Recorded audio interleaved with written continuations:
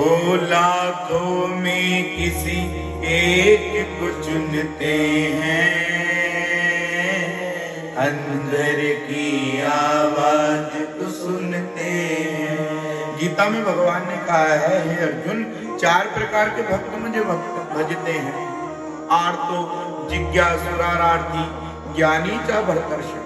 हे अर्जुन, आर्तो संकट के समय में जो मेरा भजन करे, उसको केवल ये मतलब है कि मेरा संकट टले, तो भगवान से मतलब नहीं है, बस केवल भगवान मेरा संकट टाल दे।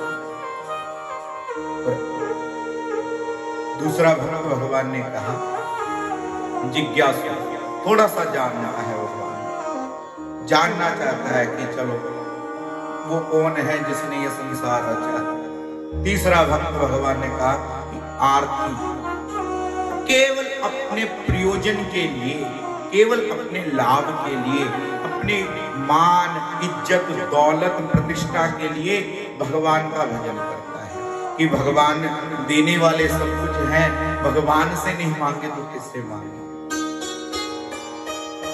और तो जिज्ञासुरार्थी ज्ञानी च भरतर्षभ। ये 3 प्रकार के भक्त। चौथा भक्त भगवान ने कहा कि जो ज्ञानी प्रभु विशेष, ज्ञानी भगवान को अति प्रिय है, क्योंकि उसको ज्ञात है कि ये संसार एक न एक दिन छूट जाना है, यहाँ की सब सामग्री भी छूट जानी है।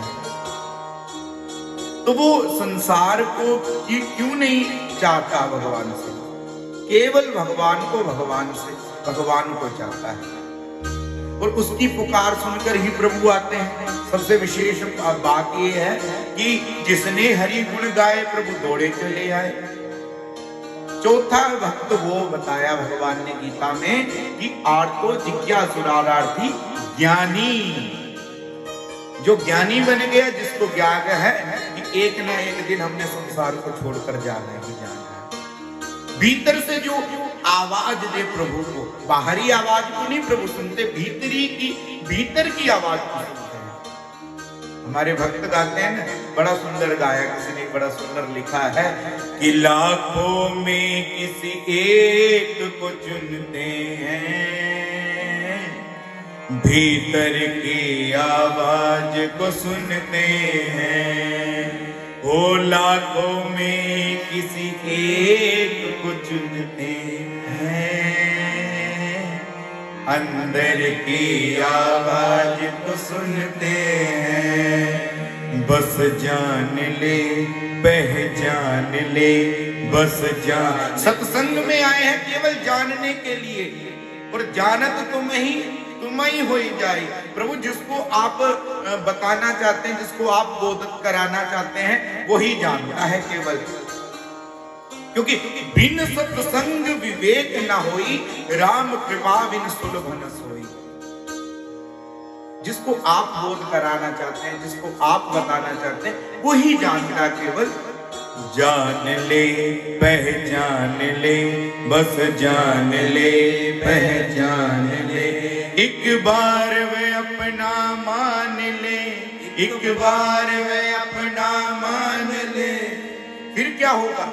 फिर आकर गले लगाएंगे, राधे राधे बोल श्याम आएंगे, आएंगे श्याम आएंगे। श्याम आएंगे केवल जो राधे राधे बोलेगा, पुकार प्रभु के कान तक पहुंचेगी। हमारे कबीर जी कहते हैं कि चींटी के यदि नूपुर बाजे तब भी साहिब सुनता, साहिब बिना कान के भी सुन लेगा। चींटी के यदि पांवों में, पैरों में छोटे छोटे, देखो चींटी कितनी छोटी है, तभी उसके चरण इतने छोटे होने पर भी उसके भी पांव में यदि नूपुर बाजे तब भी साहिब सुनता। वो बाहरी आवाज को नहीं सुनता, वो भीतर की आवाज को सुनता है। इसलिए ज्ञानी बनो, ज्ञानी की आवाज भीतर से आएगी। बाहरी आवाज तो कोई कलाकार लगाएगा, कोई संसारिक जीव लगाएगा, परंतु जो संसार से ऊपर उठा हुआ है महात्मा, वो उस आवाज को सुनकर प्रभु आएंगे। जिसने हरि गुण गाए प्रभु दौड़े चले आए। जिस प्रकार से हमारी शबरी जी के लिए प्रभु आए। कौन कहता है कि प्रभु का दीदार नहीं होता? स्वयं मनुष्य तलबगार नहीं होता। तलब उठे और भीतर से आवाज आए, क्योंकि बाहरी आवरण भगवान हटाएंगे, भीतर से पुकार कभी आएगी। प्रेम से बोले। हमारे कबीर जी ने कहा, घूंघट के पट खोल तो ही पीप मिलेंगे।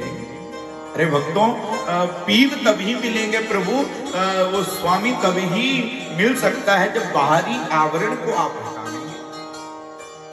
हमारे श्री चैतन्य महाप्रभु जी कहते हैं, ना धनम ना जन्म ना सुंदरीम कवितम कविता वा जगदीश कामय।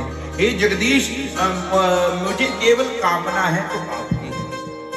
ना धनम ना जन्म ना सुंदरीम कविता वा जगदीश कामय। हे जगदीश, मुझे तो केवल कामना है तो आपकी है। ना मुझे धन चाहिए, ना दौलत चाहिए, या मान चाहिए, प्रतिष्ठा चाहिए, मुझे कुछ नहीं चाहिए। आप स्वयं को यदि देना चाहते हैं, कुछ देना चाहते हैं अपने हाथों से, तो अपने आप को दीजिए। ये भक्त की पुकार है, ये भक्त की इच्छा है। इसीलिए भक्त केवल भीतर से आवाज मारे प्रभु को, और आएंगे भगवान तो उसकी पुकार सुनकर आएंगे, अन्य किसी की पुकार सुनकर नहीं। इसलिए पुकार ऐसी लगाओ जो साहिब के कानों तक पहुंचे, जो प्रभु के कानों तक पहुंचे, जो उस दातार के कानों तक पहुंचे। बाहरी पुकार को मत लगाना, भीतरी पुकार को लगाना। ना धनम ना जन्म ना सुंदरी कविताम वह जगदीश कामय। हे जगदीश, केवल मुझे चाहिए तो चैतन्य महाप्रभु को, प्रभु के साक्षात स्वरूप प्रेम विग्रह प्रकट प्रभु हुए। जब प्रेम के रूप में प्रकट हुए, तब चैतन्य महाप्रभु ने कहा, ना धनम ना जन्म, मुझे ये नहीं चाहिए। भक्त वही है जो चौथे नंबर का है, उसकी पुकार सुनकर ही प्रभु। इसलिए आर्तो जिज्ञासुरार्थी ज्ञानी चा बर्तवा। हे अर्जुन, मुझे केवल प्रिय है तो मेरा चौथा भक्त मुझे प्रिय है, जो जिसकी पुकार